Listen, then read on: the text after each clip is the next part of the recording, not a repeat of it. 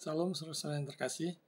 Mari kita isi hati dan pikiran kita dengan kebenaran firman Tuhan. Kita buka kitab Mazmur pasal 119 ayat yang ke-105.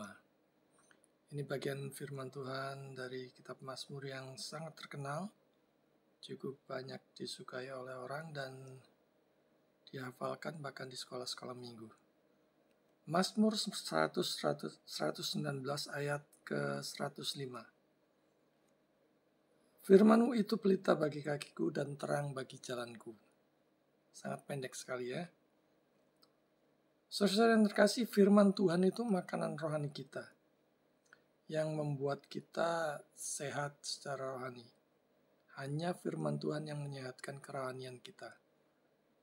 Jangan sampai digeser dengan yang lain. Artinya firman Tuhan untuk yang rohani, maka makanan 4 sehat 5 sempurna adalah untuk yang jasmani. Jadi keduanya harus diperhatikan, harus dipelihara dengan baik-baik. Jangan sampai jomplang. Jomplang itu berat sebelah ya. Pelita penting bagi kita untuk menerangi jalan kita. Jadi kalau ingat pelita, ingat terang, ingat lampu oblik ya. Kalau orang Surabaya bilang oblik itu lampu minyak yang isinya minyak tanah, kemudian ada sumbunya, dan kita nyalakan saat kita belajar ataupun beraktivitas pada waktu malam, dan kita tinggal tidur. Kalau minyaknya habis, dia akan mati dengan sendirinya.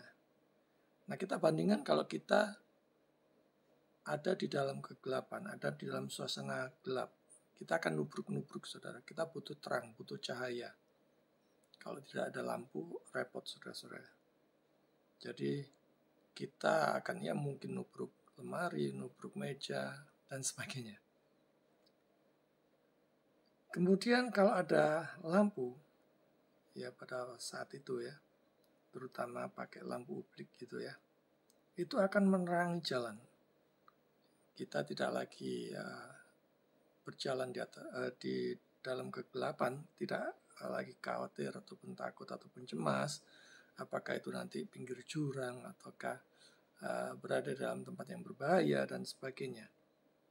Nah, kita bisa bayangkan kalau misalnya tempat itu tidak ada cahaya sama sekali, tidak ada terang, sementara tempat itu rawan kejahatan ya. Misalnya kita membayangkan suatu tempat atau jalan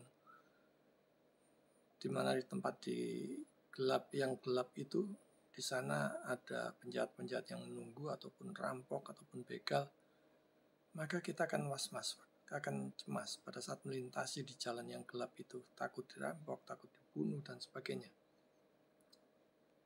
Jadi sekali lagi ada lampu, ada terang, itu yang akan menerangi jalan kita. Nah, firman Tuhan juga diibaratkan seperti itu, seperti lampu yang menerangi jalan kita. Saudara-saudara, banyak yang suka ke gereja hanya karena ingin dipuaskan dengan puji-pujian, dengan kesaksian yang mungkin spektakuler. Kemudian juga ingin melihat demonstrasi mujizat dan sebagainya. Dan ini sangat rawan dan sangat berbahaya sekali ya kalau memang kita hanya datang ke gereja, datang dalam persekutuan hanya ingin untuk dipuaskan yang menjadi hasrat kita. Jadi puji-pujian kalau dalam pandangnya tidak sesuai dengan selera, misalnya selera musiknya tidak menarik gitu ya, maka tidak cocok.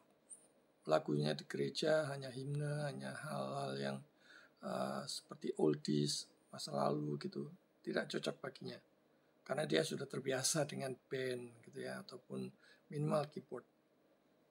Maka berbahaya saudara-saudara pada saat kita menempatkan diri kita hanya ingin dipuaskan pada saat kita datang ingin beribadah.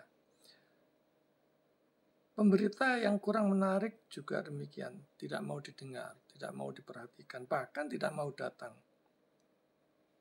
Nah, apakah Tuhan harus menyelaraskan, menyesuaikan seleramu? Misalnya musiknya harus sesuai dengan selera Anda. Kalau tidak band, tidak menarik. Nah, saya pernah memperhatikan di Kuwait itu bahkan dalam ibadahnya itu hanya ada gendang. Sangat indah sekali. Saya merhatikan di situ kebaktian justru sangat indah sekali, sangat hikmat sekali. Saya merasakan kehadiran Tuhan yang luar biasa. Karena pemberita firman maupun puji-pujiannya itu penuh hormat dan sangat tertib, luar biasa.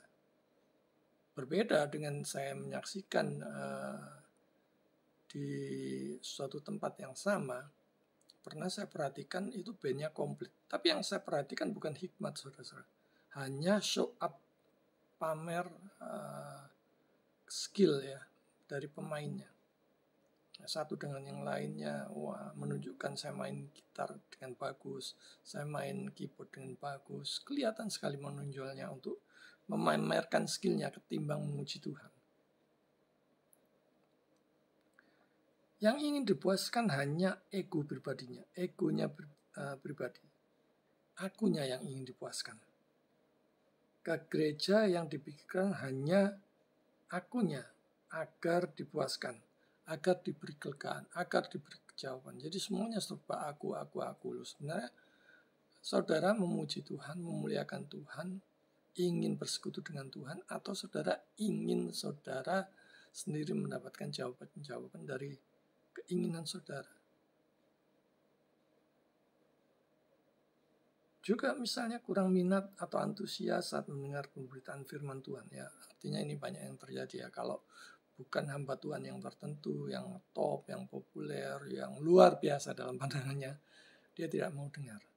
Saya hanya mau mendengar hamba Tuhan yang A, yang B, yang C, dan sebagainya. Kalau bukan hamba Tuhan itu yang berkhotbah, tidak mau datang ke gereja, dan sebagainya. Saudara akan rugi sendiri kalau mempunyai sikap demikiannya. Padahal kita perhatikan bahwa firman Tuhan itu adalah makanan rohani kita. Saudara akan rugi kalau menghindari persekutuan atau ibadah siapapun yang menyampaikan firman-Nya sepanjang dia bukan orang yang sesat ataupun menyimpang yang kacau balau. Saudara akan rugi sendiri. Karena saudara akan melewatkan maksud dan kehendak Tuhan yang dinyatakan di sana, di tempat itu. Nah, dalam mencari gereja juga jangan hanya melihat megah gedungnya, dingin AC-nya, lengkap musiknya, tapi lihat apakah firman Tuhan sungguh diberitakan, digali di sana. Itu yang utama, saudara-saudara yang terkasih. Kalau keluar kota misalnya, keluar daerah, banyak yang lebih memilih tidak ke gereja ataupun tidak mau hadir dalam suatu persekutuan kalau tidak ada gereja yang satu sinode ataupun yang sealiran dengan gerejanya. Oh, ini banyak sekali yang terjadi seperti ini ya. Jadi semacam ada sesuatu yang mengikat dia. Kalau bukan sinode itu, kalau bukan gereja dari kelompoknya sendiri, karena merasa tidak nyaman. Saudara ingin bersekutu dengan Tuhan, ataukah saudara ingin mencari kepuasan untuk pemenuhan kepuasan diri saudara sendiri? Apalagi di masa pandemi seperti ini ya, di masa di mana banyak gereja masih banyak yang tutup, masih kena lockdown ya, masih banyak aturan sehingga harus melewati live streaming dan sebagainya. Wah, kesempatan ya, tidak gereja sama sekali. Jadi kalau misalnya 1,5 tahun ini gereja ditutup hanya melalui online, live streaming dan sebagainya, kalau bisa tidak ke gereja juga, saudara akan rugi sendiri ya. Ya, saudara tidak akan mendapatkan menikmati makanan rohani itu. Saudara-saudara belajar untuk mengindahi firman Tuhan siapapun yang menyampaikannya. Apakah itu seorang doktor, apakah itu hamba Tuhan yang populer, atau sekalipun yang baru lulus, bahkan yang belum lulus. Artinya kita hormat, tunduk, patuh terhadap firman Tuhan yang diberitakannya. Belajar mengindahi sendiri, cek di rumah. Oh, tadi itu yang disampaikan seperti ini. Bandingkan keseluruhan kitab suci baik BL maupun BB, sehingga saudara mendapatkan arti seutuhnya yang dimaksud dari firman Tuhan itu. Kita tunduk, hormat dan patuh pada firman-Nya, bukan gereja atau hamba Tuhan tertentu. Ya, artinya kalau tidak hamba Tuhan tertentu nggak mau dengar. Wah, ini banyak kan.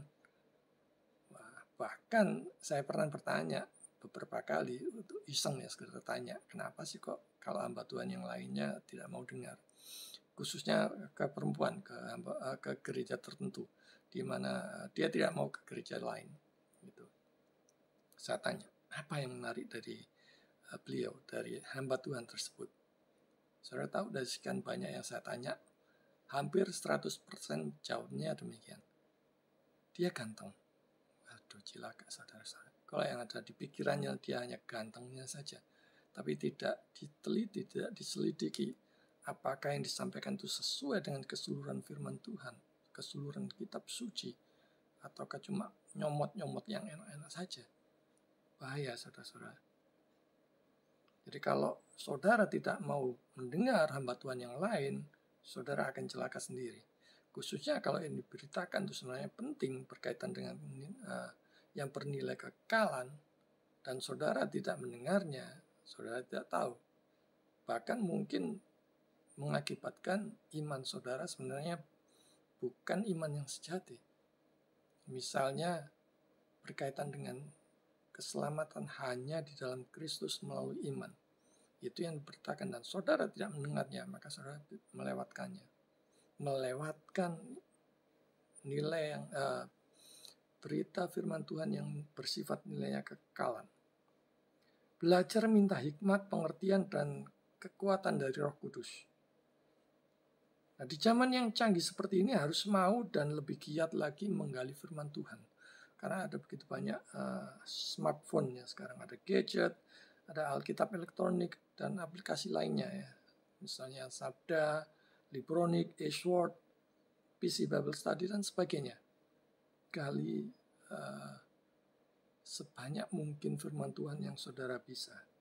Sehingga juga tidak mudah digoyahkan oleh berbagai macam rupa-rupa pengajaran. Sehingga dengan penggalian firman Tuhan yang sungguh-sungguh dengan sikap yang benar karena cinta Tuhan, saudara dimampukan berdiri teguh di dalam berbagai kondisi yang saudara hadapi di dalam hidup ini. Khususnya di masa-masa sulit, di masa-masa pandemi seperti ini. Dan saudara dimampukan untuk setia sampai akhir.